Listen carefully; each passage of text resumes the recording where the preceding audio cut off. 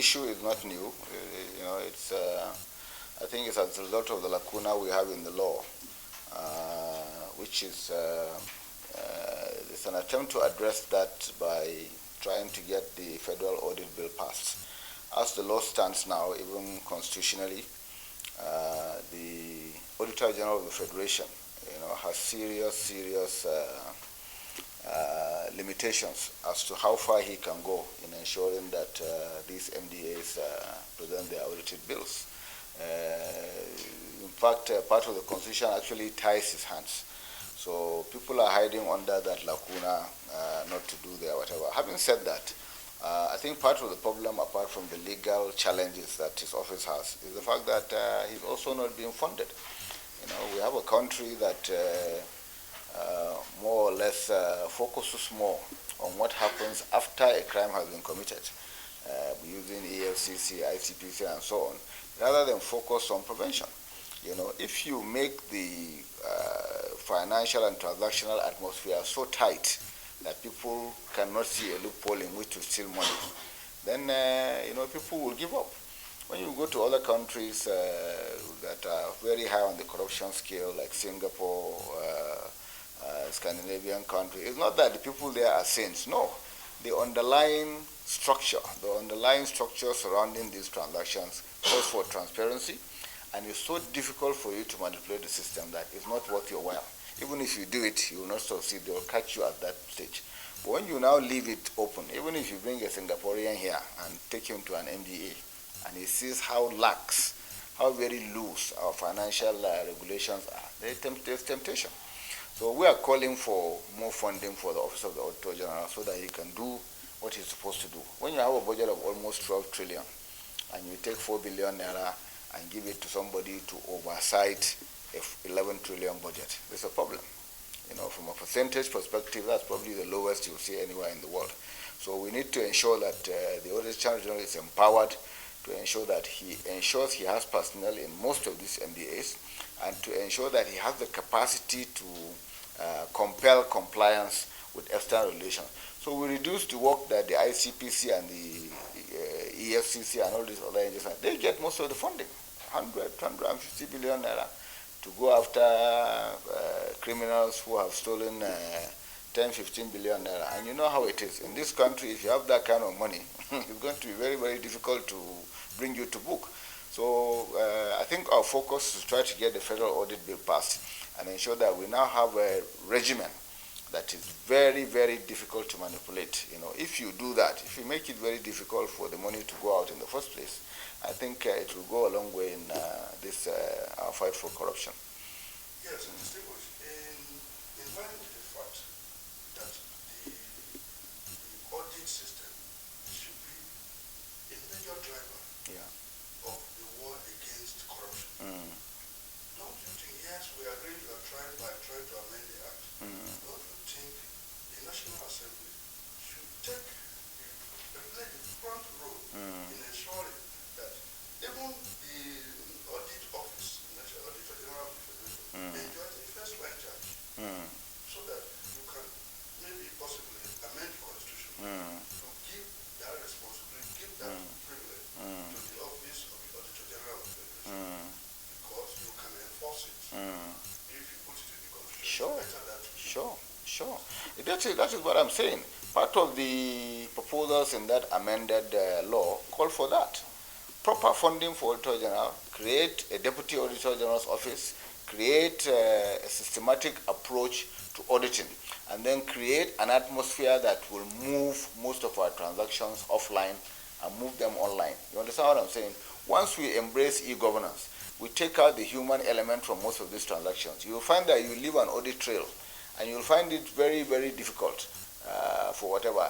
You'll meet resistance. People still want to look at a simple example, ticketing on the Abuja-Kaduna train. For 1 year, we have been saying, let's go online. But because there's vested interest in this manual thing, you go there in the morning, 5 minutes later, somebody has bought all ticket and put it okay. If I will book my ticket online, I have no business seeing anybody. We need to create a situation in this country where we automate our governance process. You understand what I'm saying? We are working very hard towards that. The Minister of Communications and Digital Economy this is the drive towards the digital economy we are talking about. You have to also digitalize governance in itself. So you have a situation where if there are government contracts, you go online, you bid for it. You don't really need to know anybody before you. Once you, the system is the one that will shortlist those who will comply, and then we take it from there. Even payment. You have no business as a contractor going to Ministry of Finance begging director for your payment. You know, when you should be sitting down, in the first instance of you being paid is when you see an alert in the bank. We are getting there now. The budget that we have in place running from January to December, the budget cycle, the budget calendar that we have amended is not just for symbolic purposes.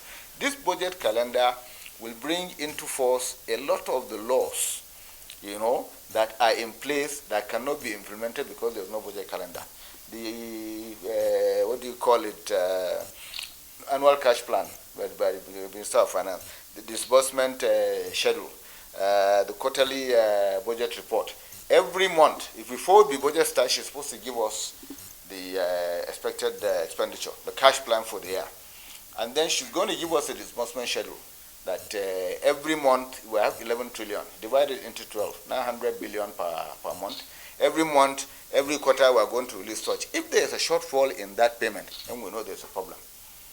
Maybe there's going to be a shortfall in budget implementation. At the end of the first quarter, if the budget, she's supposed to give us the performance of that budget. If the budget is not performing, my brother, we should tell ourselves the truth, come and sit down and look at the rest of the 3 quarters and make adjustments appropriately so that you don't begin to plan for 11 trillion budget when within the first 2 months you have a shortfall of 40%. If you now try to implement that, but this is what leads to abandoned projects all over the place. You don't have the money, and yet to go and give mobilization.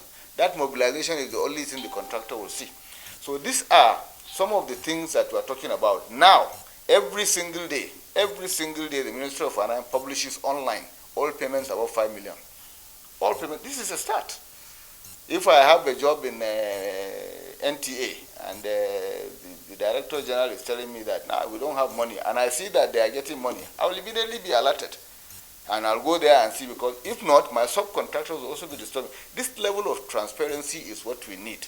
Transparent budget, transparent performance. If the budget is not performing, it's not performing. There's no point. But if you have a calendar, January to December, and because we are fighting the executive, we don't sign the budget till August, then they will hide under that delay not to submit all this report. In 2019, the first quarter release took place in November. If you ask them, they will say, when did you sign the budget? Is it not August? So as far as that goes, now these are the kind of things that will bring transparency in the system. Once you have transparency, then you can begin to implement e-governance. Once you have e-governance, you take out the human element from most transactions. Let everything go online. That's what is happening over there. You require less people, you know, and the less people you have, the less likely you will have temptation. You know, so this is, I think, everything you talk about is in the proposed federal audit bill. If we work ourselves, we work it out between the executive and we pass it, we'll see a new auditing regime, and people will need to stand up.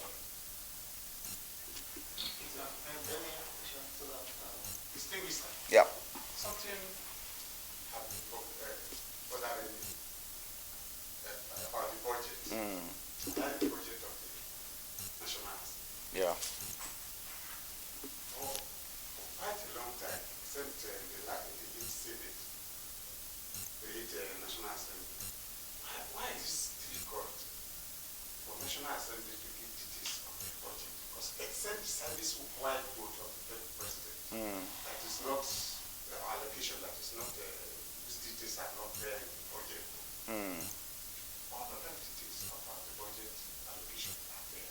But that of National Assembly is 128 billion. Details are never given there. I'm not aware that the details of the budget are not given.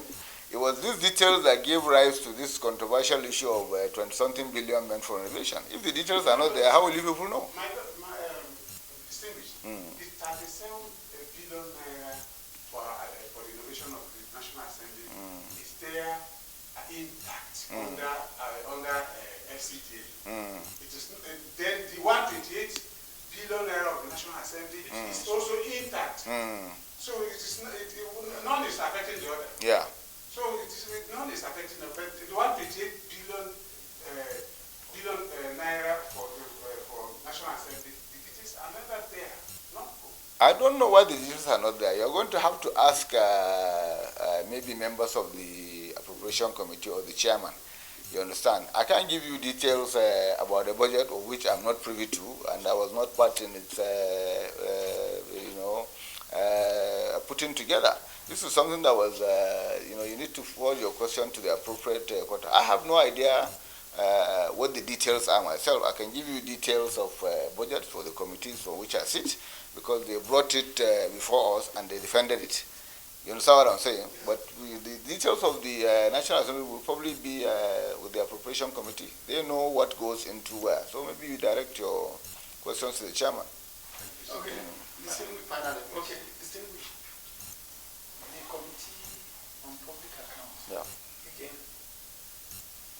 there was this allegation that some of the MPs, their accounts were not audited for upward of 20 years.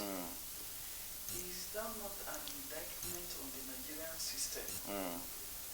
Why should it be that 20 years and yet the following year the new budget will be approved for those 20 years? What is your committee going to do to ensure this does not happen again? Our committee is trying to, like I said, to see that we change the mindset, when it comes to auditing, when it comes to accounting, when it comes to accounting for public funds. All funds that have to be spent have to be appropriated, and not just public accounts. Every legislator has a duty to ensure that what he has appropriated, that's what's called oversight. What he has appropriated has been spent according to what has been passed into law. And this is some of the challenges that's what I'm telling you. Some of the challenges are not just legal, they are constitutional. There's very little the committee can do. If you give me the chance, all I will say is that, if you don't have audited accounts in place, my brother, you are not having a budget for next year. You will come here and we'll give you zero allocation unless you have it in place.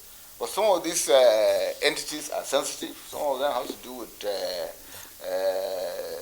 national economy, the national oil company, NNPC, I understand is one of the culprits.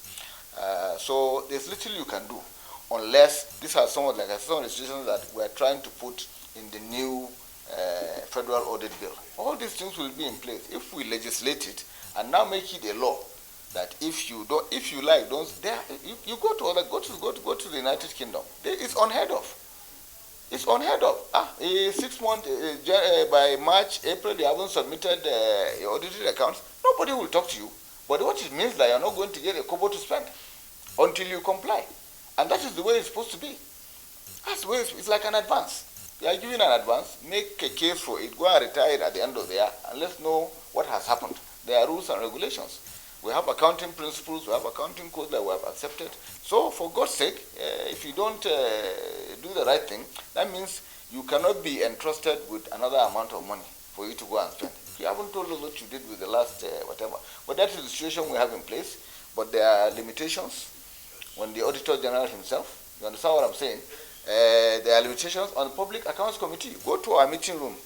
See, Ghana must go almost 50 mountains of report. Is it me that's going to read volume 1 to 300 of a report? It's not possible.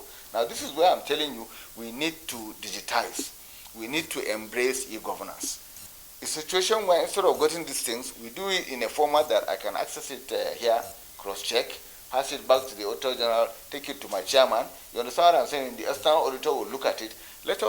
We can do 6 months worth of work in 1 week. But they need finance to do that, they need the funding to do that, and they need the authority. Right now, there are certain things that even the Auditor General cannot do.